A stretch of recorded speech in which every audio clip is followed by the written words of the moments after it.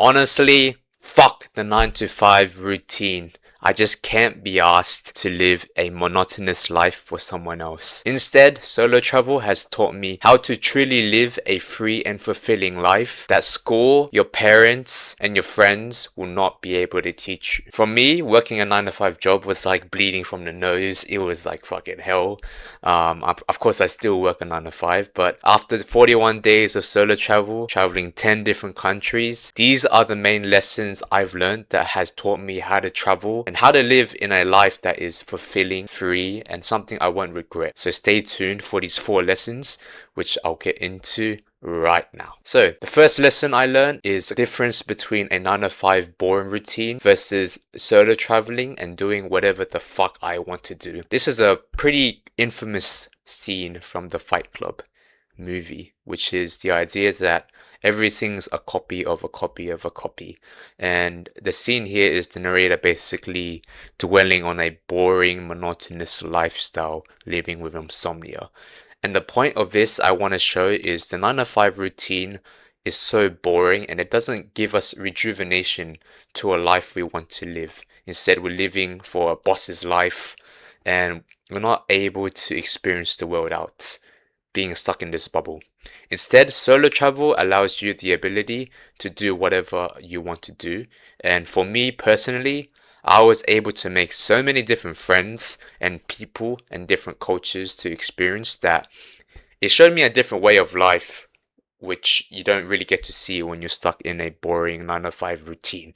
It allowed me to see and live in ways where I can flow with things. I don't have to be in such a structured fucking David Goggins 9 to 5 routine. I can be a chameleon. I can adapt and learn to deal with difficult situations when things arrive.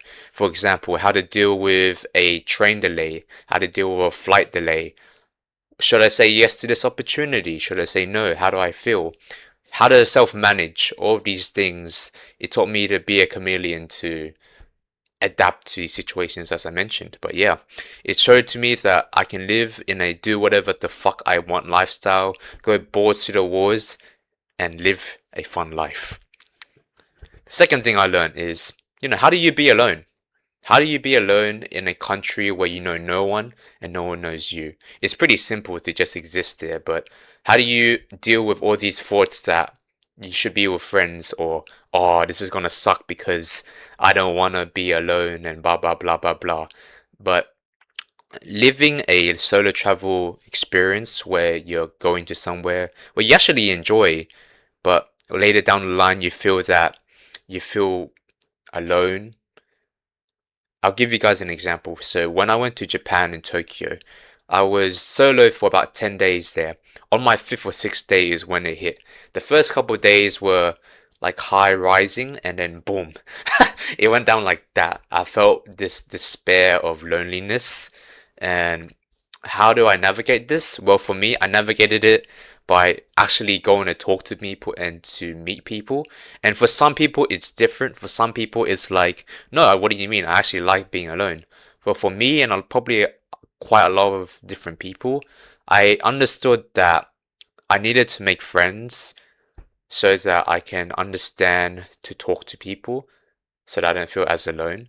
But it also taught me it's quite contradictory because, what does it mean to be alone?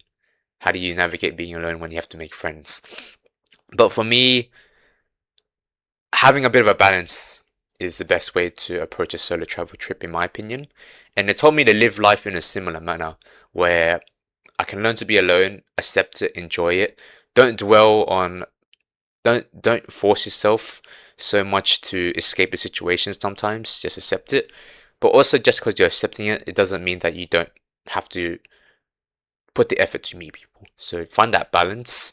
Um, and for me, I was able to get up this path and go to meet people during my trip by going to a matcha workshop, going on a random walk down the street and talking to people and tourists that seemed pretty friendly. Um, it allowed me to see a different perspective to things. Allowed me to be a more chill and mellow guy, and it also taught me the skill of knowing how to be alone, accepting it, doing what you enjoy, listening to your own thoughts, and acting in accordance to what you want as a way of self-love, even if it's difficult. Like, if I truly want to meet people and my brain is telling me that I have to put in the effort, I have to go to a bar, fucking sit there, talk to people. I have to go to a hostel, use my energy, talk to people, because I am quite an introverted person. My energy goes down like a fucking, like that goes down like that as time goes on. But this image here was actually me in Prague. I was alone, but not lonely during that period because I had revitalized my energy sources by being alone and also talking to people. Um, it allowed me to have a good balance. But yeah, solo travel taught me to be alone is to accept one's thoughts and agendas. And it's a skill that your job or your school or whatever don't really teach you to do because you're always generally around people.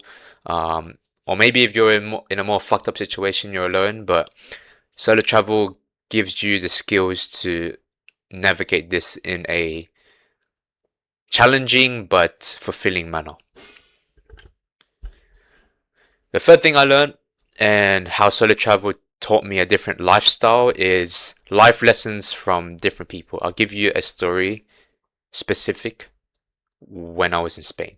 So when you think of lessons, you think of just sitting there, fucking listening to the teacher, and they're like boring the fuck out of you, and you're like, ugh, you're like sleeping halfway through the lesson. But I gotta say, fuck that. I think the best life lessons is through experience and from learning from different people. So this guy over here, he's a cool friend I made in Spain, and he actually lives in France now.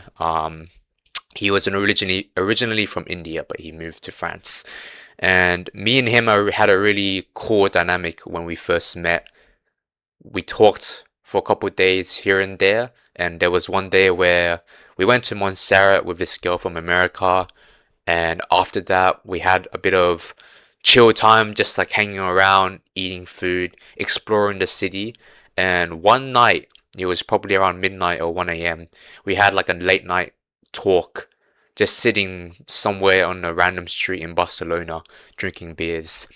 And I talked to him about some of the relationship dynamics I thought of. Like, for example, he was in a long-term relationship, and I was a bit more dating casually, hooking up and stuff like that. And we talked about it differently, and I assumed that he would hate me because I live in a different lifestyle to him. And when I said that in my drunken rant, he said to me, "Man, you overthink things a lot, don't you? I feel like you overthink more than I do," to me. And he said that, "No, I don't hate you because of that. I think you assumed a bit too much. You assumed that I hated you before I even said anything." And when he said that, those words hit me hard in a good way. It showed to me like I overthink and assume things before they even happen. And it wasn't until this trip that I really understood it. It was from a different person that it taught me the life lesson that I need to stop assuming things and writing the conclusion to a story that hasn't happened or has not even reached its point. And he also taught me like if I want a relationship, I'm gonna have to sacrifice the other. Life isn't without sacrifices. You could try to take a piece of the cake and enjoy. How do I say that? It's like the piece of cake analogy. It's like I can't have the piece of the cake and take all of it. I can't be selfish, basically. If I want a long-term relationship, I need to sacrifice all of the casual bullshit. But at the end of the day, it'll be more fulfilling. It'll be a lifestyle which I'll like more. And of course, right now I'm still unsure of how things are with my relationship dynamics, but that's a different topic for another day. But the main thing is these two things I learned were because I was able to solo travel and talk to different people, different experiences, different lessons. All of these can only be shown through experience. And sitting in a fucking schoolroom, listening to some old ass teacher teaching you about the Pythagoras theorem won't teach you shit. Instead, going out there in the world and knowing shit, taking fucking shit, it teaches you how to live life. And the last thing I really want to emphasize is the idea that solo travel teaches you to truly, genuinely enjoy life and live life as it is versus observing life. Think about it as if you were that guy in the corner of a party. You're just sitting there all alone. You don't have anyone to talk to. You're observing people around you. And even in your headspace, you could just be living without any presence and just doing things by routine without any thought, without any critical thought or premise at all. And solo travel, it's the opposite because you have to rely on yourself to go out there and make your own fucking fun. Whether it's going on a walking tour, going to a pub crawl, or just, flailing your arms, experiencing everything. And this moment of truly living life, it resonated to me and hit me when I was in Japan in Yokohama watching a digital whale watching show where they showed these holograms of these cool whales swimming by. And I cried tears of joy that day because it allowed me to understand that this is what life is because I was going through a low period during that time. I was going through this low period, but after that whale watching, I went up. It was like a parabola, and living life is going through the shitty moments as well as having the good moments. And a psychologist I was talking to, because I was going through a pretty rough time and I had some help, he mentioned that your life can't always be happy and you need to have, as a human, there will be inevitably bad and sad moments. You can't have the light without the darkness, as some cringy saying would go. But yeah, that is what it means to truly live life through solo travel. It teaches you a different perspective of how to go through things and see things in a different perspective, which wouldn't be possible residing in your home country and sticking to a routine. So yeah, that's how solo travel has truly taught me how to live, and I hope y'all enjoyed this video. Ciao.